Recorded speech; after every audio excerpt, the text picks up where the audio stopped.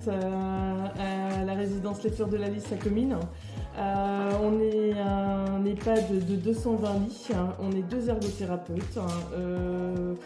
Il y a 8 services dans l'établissement, il y a des services un petit peu de tout. Il y a surtout 2 services de fermé Alzheimer et un service UVPHA nouveau. On a comme rôle au niveau de la résidence en rééducation, en réadaptation. On fait aussi de l'aménagement d'environnement. On intervient à tout ce qui est autonomie au niveau de la résidence. La personne âgée en fait doit être le plus autonome possible et nous on va rééduquer, réadapter et faire en sorte que dans ces activités de la vie quotidienne, elle soit le plus autonome possible.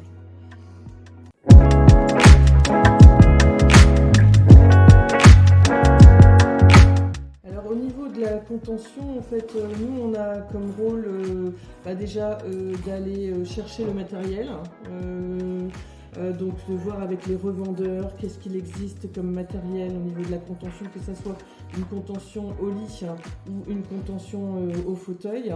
On est toujours sur la contention physique en tant qu'ergo. La contention au niveau environnemental, en fait, elle est déjà dans l'architecture, donc du coup on n'intervient pas trop là-dessus. Au niveau médicamenteux, on n'en parle pas, c'est les médecins, c'est les infirmières et tout ça. Nous, on va aller avec le groupe de travail choisir qu'est-ce qui serait le mieux au niveau de la contention. On a différentes contentions. Que ça soit au fauteuil, on a des ceintures, on a des tablettes, on a aussi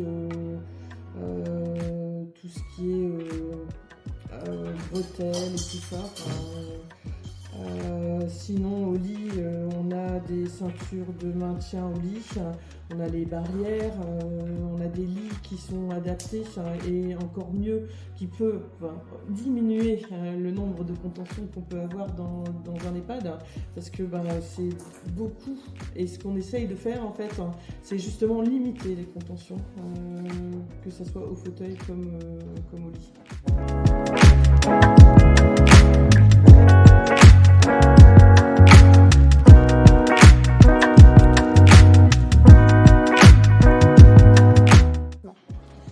Les objectifs du plan de prévention de l'établissement, c'était vraiment de faire en sorte en fait d'être bon au niveau de la prévention, au niveau de la contention.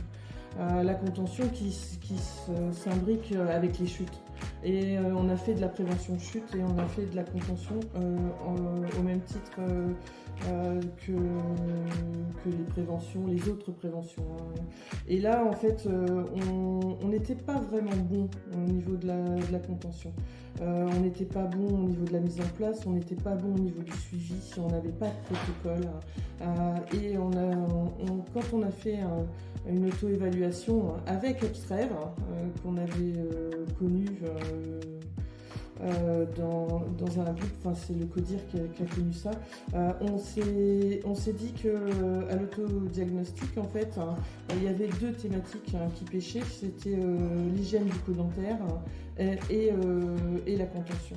Et là, en fait, on a vu ensemble, on s'est réunis avec Abstraire, et on a vu toutes les possibilités qu'on pouvait avoir à les intégrer et à les amener à travailler avec nous. C'était vraiment chouette parce que en fait on a vu ensemble qu'on pouvait former les équipes, travailler en groupe de travail avec eux et aller même jusqu'à informer les soignants mais aussi les familles. Et du coup, on a d'abord fait des groupes de travail, on a monté une formation et ils nous ont permis, Abstraire, de nous intégrer dans cette formation avec notre matériel spécifique. Et on avait toute une journée où on travaillait sur vraiment, alors la contention au niveau législatif, au niveau de ce qu'on pouvait en penser, les différentes contentions, comme je l'ai dit tout à l'heure, mais aussi la contention au sein de notre EHPAD, vraiment la contention spécifique avec les lits, nos lits, on a vu aussi nos fauteuils, on avait nos ceintures et on a fait de la pratique aussi avec leur système de vieillissement qu'ils nous ont prêté et vraiment cette pratique en fait a fait en sorte que tout le monde s'en souvient. Cette formation, en fait, j'en parle encore avec les professionnels et les professionnels, le fait d'avoir pratiqué, s'être mis à la place de la personne dans un fauteuil, dans une contention, en fait, ça c'est un plus parce que là on sait vraiment pourquoi on la met et pourquoi on pourrait faire en sorte de ne pas la mettre.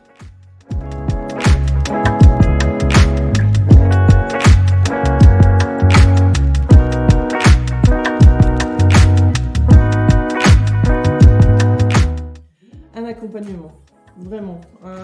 En fait, EPSREV n'a pas fait que nous former sur la contention, mais il nous a aidés sur tous les groupes de travail. En fait, on était vraiment très mauvais sur la contention. Il n'y avait pas de suivi, il n'y avait pas de protocole, ou alors vraiment très vieux. Et on a tout remis à plat. On a été accompagnés sur les groupes de travail pour faire des protocoles qu'on a fait ensemble. On a eu des documents en fait, qui nous ont amenés pour pouvoir justement être bon au niveau de la mise en place de la contention, savoir réfléchir pourquoi on la met en place, qu'est-ce qu'on pourrait faire à la place d'eux et avoir les bénéfices, les risques de la contention. On a travaillé là-dessus, on a aussi fait une feuille de suivi. Et on a renouvelé le suivi mois après mois pour voir qui avait encore besoin de cette contention ou pas. On a été faire de la communication, on a intégré les professionnels dans la contention. On leur a dit qu'est-ce qu'il fallait surveiller quand on met en place une contention.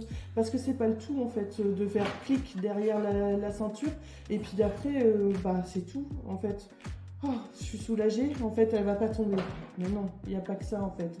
Il y a tout un suivi de cette personne parce que cette personne elle n'est pas là toute seule dans sa chambre contentionnée.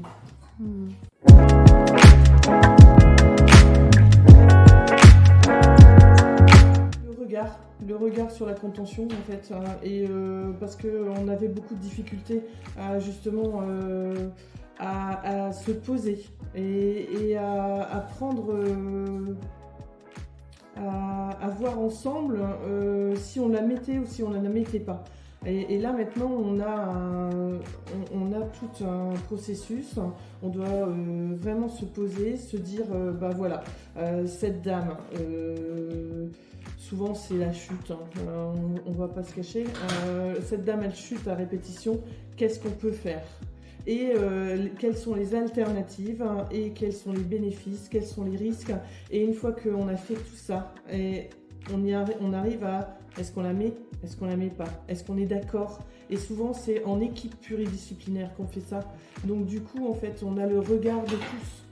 Et là on se dit que alors si on arrive à oui on la met, qu'est-ce qu'on met comme contention.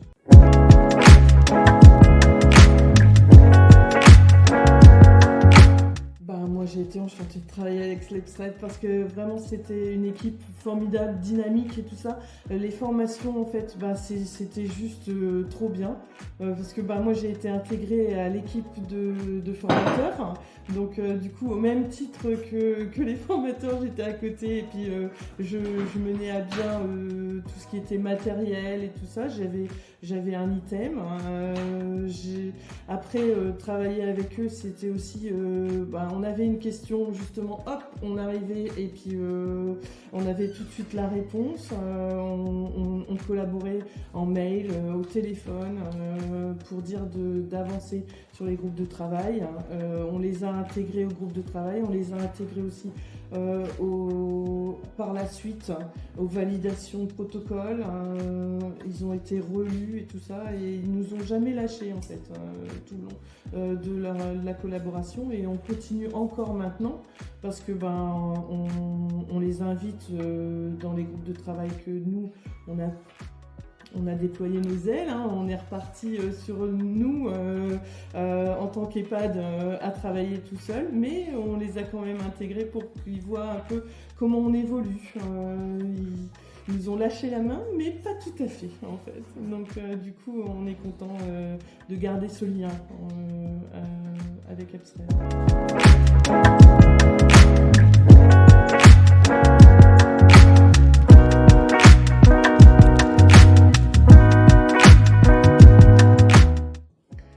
Déjà, c'est de se remettre en question, d'amener tout le monde, tous les référents contention, en fait, de les amener après la formation à intégrer des groupes de travail et après à redonner tout ce qu'ils avaient appris au niveau de leur service, parce qu'on est quand même un gros EHPAD, donc il faut que chaque référent en fait vienne après dans son service donner les informations, voir les protocoles, voir les suivis, et puis être là pour dire voilà, cette petite dame en fait, je vois que elle a bien récupéré. Est-ce qu'on ne pourrait pas voir ensemble si on ne pourrait pas retirer la contention?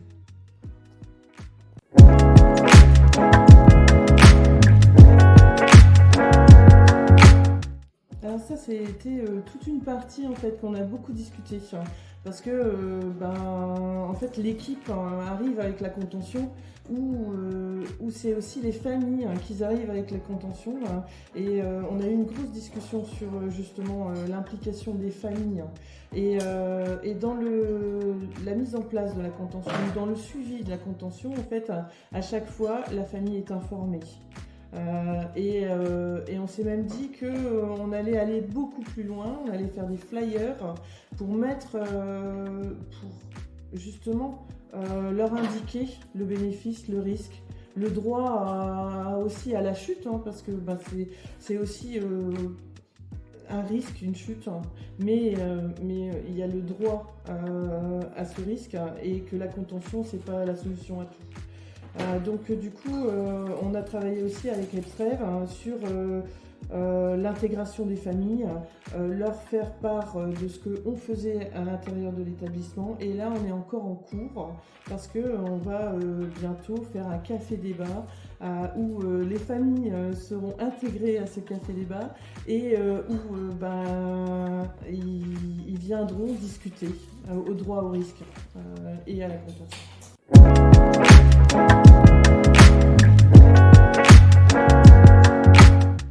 Alors, les professionnels de l'EHPAD en fait se sont pris au jeu et vraiment ont pris à cœur leur rôle de référent au niveau de la contention.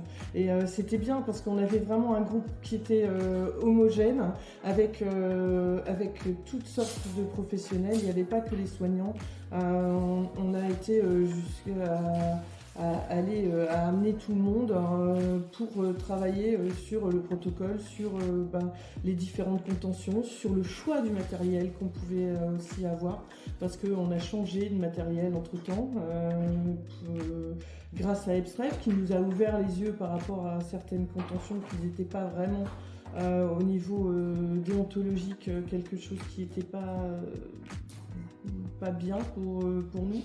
Et on a réussi aussi à intégrer notre SIAD, pour avoir des protocoles spécifiques, parce qu'à domicile, en fait, on est seul face à la contention, on est seul face au risque de chute, et du coup, en fait, le SIAD s'est bien intégré aussi pour faire un protocole à eux et pour faire un suivi.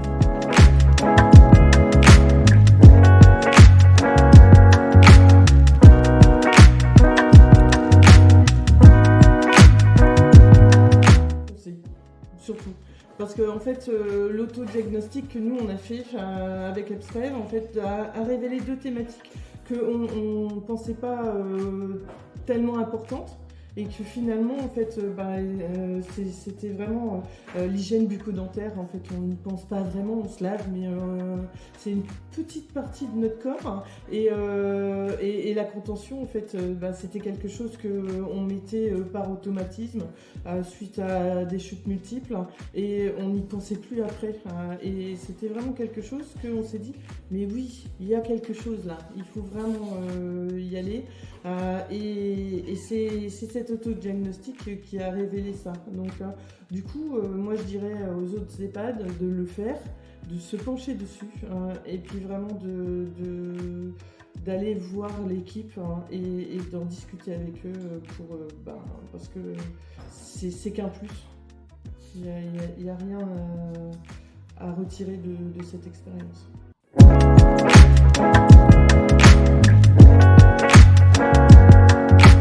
Continuer ce lien, garder ce lien, la moindre question, la moindre interrogation, ne pas hésiter à demander, parce qu'en plus ils sont très à l'écoute, et aussi au moment du rapport d'activité que tous les EHPAD doivent faire, pourquoi pas envoyer la partie de la thématique qui a été travaillée pour voir les avancées sur l'année, et puis garder ce lien dans cette partie-là.